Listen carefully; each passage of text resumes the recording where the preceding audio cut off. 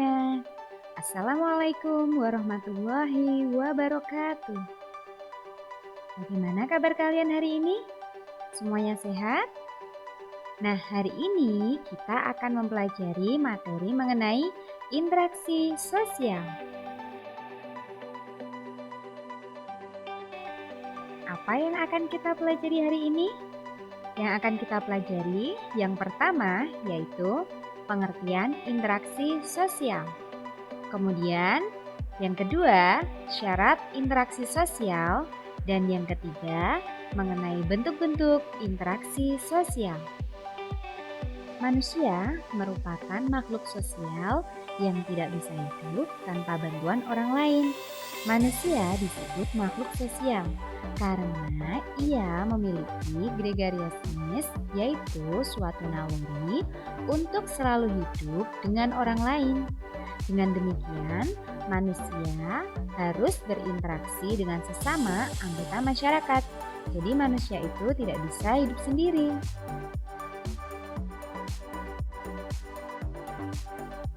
Nah, sekarang apa itu interaksi sosial? Interaksi sosial merupakan hubungan yang terjadi antara manusia dengan manusia lain, baik secara individu maupun kelompok, dan terjadi secara timbal balik. Interaksi sosial dapat berlangsung antara individu dengan individu, individu dengan kelompok, dan kelompok dengan kelompok. Contoh interaksi sosial individu dengan individu yaitu ibu dengan anak, guru dengan kepala sekolah, dan pertandingan bulu tangkis tunggal. Kemudian, contoh interaksi sosial individu dengan kelompok yaitu guru dengan semua siswa kelas 7A. Bisa juga kepala sekolah dengan semua guru. Dan pelatih dengan tim sepak bola yang ia latih. Yang ketiga, contoh interaksi sosial kelompok dengan kelompok. Contohnya seperti pertandingan sepak bola, pertandingan voli, diskusi antar kelompok belajar.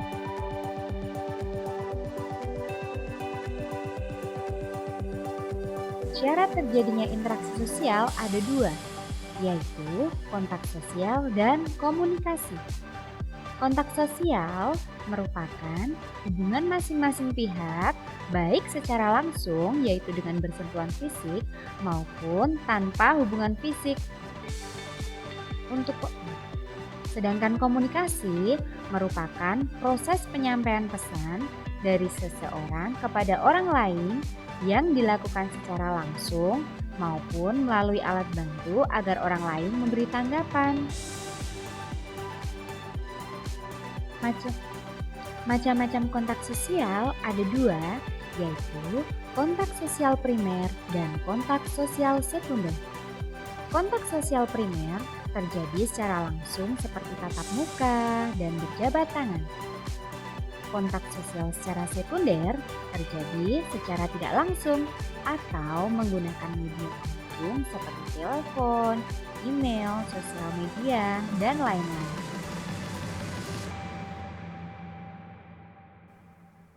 Komponen komunikasi terdiri atas 5 hal, yaitu pengirim, penerima, media, umpan balik, dan pesan.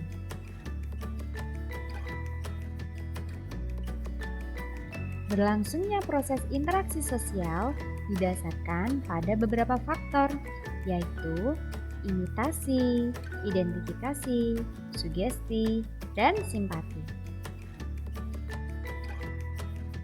Imitasi merupakan proses seseorang mencontoh orang lain atau kelompok.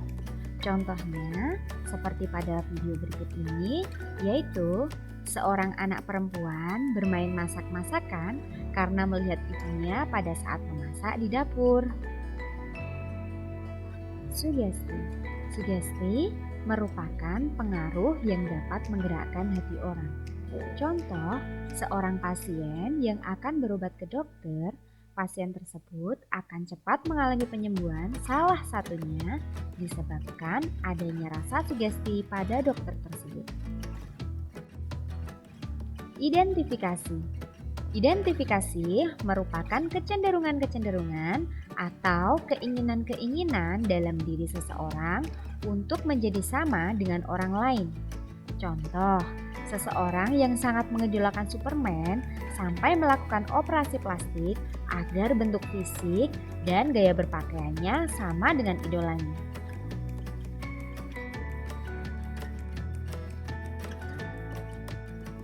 Dan yang terakhir adalah simpati.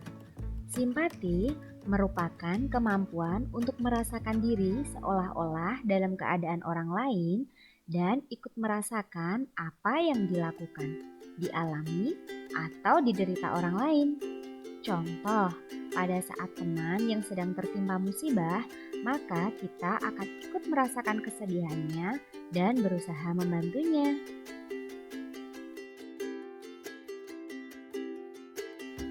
Sekarang kita lanjutkan ke bentuk-bentuk interaksi sosial. Bentuk-bentuk interaksi sosial terdiri atas dua hal, yaitu proses sosial asosiatif dan proses sosial disosiatif. Proses sosial asosiatif merupakan interaksi positif yang mengarah kepada kesatuan dan kerjasama.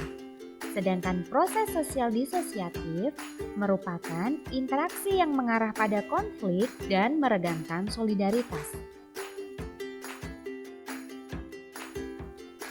Sekarang kita bahas mengenai proses sosial asosiatif terlebih dahulu. Proses sosial asosiatif terdiri atas 3 bentuk, yaitu kerjasama, akomodasi, dan asimilasi.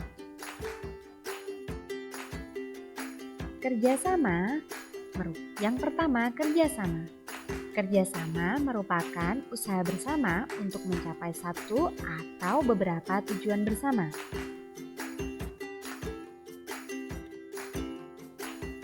Bentuk-bentuk kerjasama yang pertama ada kerukunan, yaitu berbentuk gotong royong dan tolong-menolong.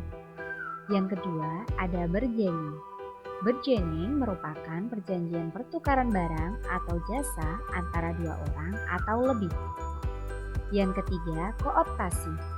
Kooptasi merupakan proses penerimaan hal-hal baru dalam kepemimpinan dan pelaksanaan politik dalam suatu organisasi agar menjadi lebih seimbang.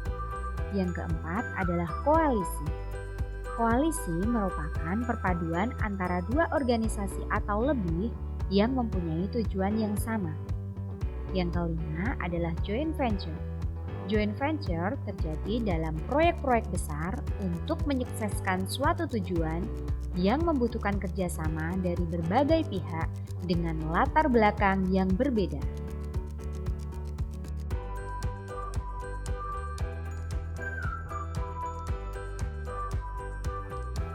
Sekarang kita lanjutkan ke akomodasi. Akomodasi merupakan usaha-usaha manusia untuk meredakan suatu pertentangan agar mencapai kestabilan. Bentuk-bentuk akomodasi antara lain adalah koersi, arbitrasi, kompromi, mediasi, konsiliasi, toleransi, stalemate, dan adjudikasi.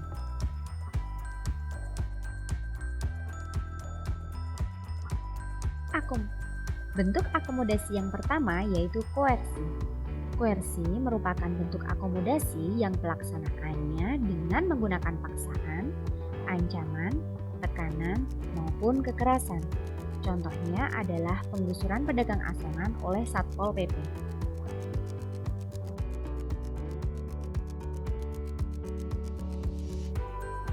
Bentuk akomodasi yang kedua yaitu kompromi.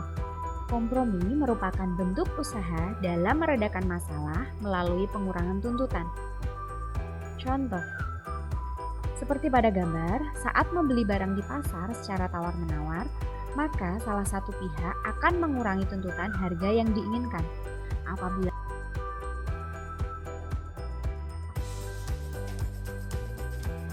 bentuk akomodasi yang ketiga yaitu arbitrasi. Arbitrasi terjadi ketika pihak ketiga membantu meredakan pertentangan yang memiliki kedudukan lebih tinggi dan dapat memberikan keputusan yang mengikat pihak-pihak yang berkonflik. Contoh, guru BK memberikan hukuman kepada dua murid yang bertengkar.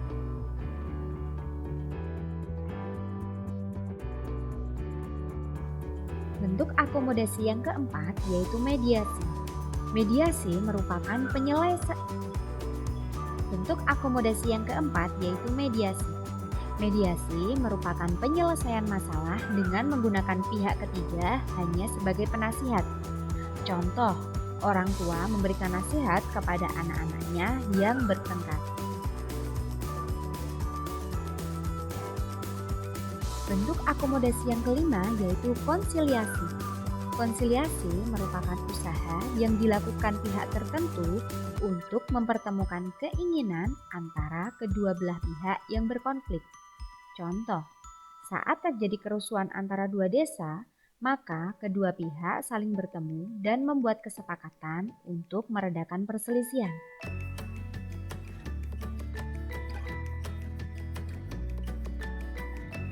Bentuk akomodasi yang keenam yaitu toleransi. Toleransi merupakan sikap saling menghormati dan menghargai setiap perbedaan yang ada. Contohnya seperti menghormati perbedaan agama, perbedaan ras, perbedaan bahasa, seperti itu.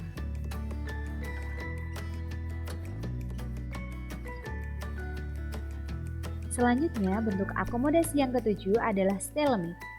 Stalemate terjadi ketika setiap pihak yang sedang berselisih mempunyai kekuatan yang sama atau seimbang. Contohnya seperti Perang Dingin antara Amerika dengan Uni Soviet berhenti dengan sendirinya tanpa adanya pihak yang menang maupun kalah.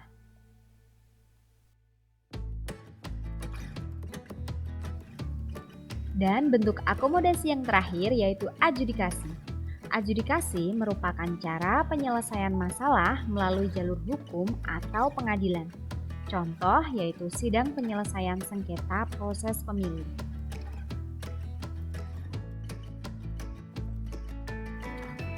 Nah, sekarang kita bahas mengenai proses asosiatif yang ketiga yaitu asimilasi. Asimilasi merupakan cara bersikap dan bertingkah laku dalam menghadapi perbedaan untuk mencapai kesatuan dalam pikiran dan tindakan. Proses asimilasi dapat dengan mudah terjadi melalui beberapa cara, seperti toleransi, saling menghargai, persamaan dalam unsur-unsur kebudayaan, serta perkawinan campuran.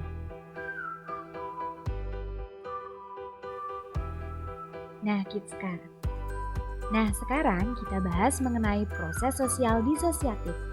Proses sosial disosiatif terdiri dari 3 bentuk, yaitu kompetisi, kontravensi, dan konflik.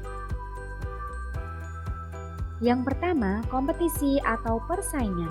Kompetisi merupakan suatu proses individu atau kelompok yang bersaing untuk mencari keuntungan melalui bidang-bidang kehidupan tertentu. Contoh, seperti pertandingan basket untuk memperebutkan juara, pertandingan sepak bola, voli, bulu tangkis, persaingan antar calon ketua OSIS, dan sebagainya.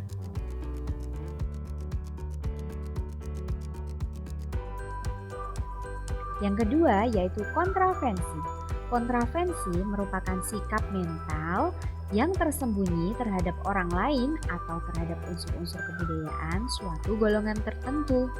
Kontravensi ditandai oleh gejala-gejala adanya ketidakpastian mengenai diri seseorang dan perasaan tidak suka yang disembunyikan, kebencian atau keraguan terhadap kepribadian seseorang. Contoh, menghasut atau menyebarkan berita bohong karena merasa iri dengan tetangga yang sukses.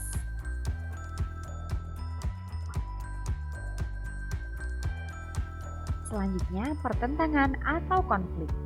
Pertentangan merupakan suatu proses di mana individu atau kelompok berusaha untuk memenuhi tujuannya dengan jalan menentang pihak lawan yang disertai dengan ancaman dan kekerasan. Akibat konflik yaitu harta benda hancur, kebahagiaan terampas, dan banyak nyawa yang terenggut. Contohnya seperti tawuran antar pelajar, kemudian demo, dan lain-lain.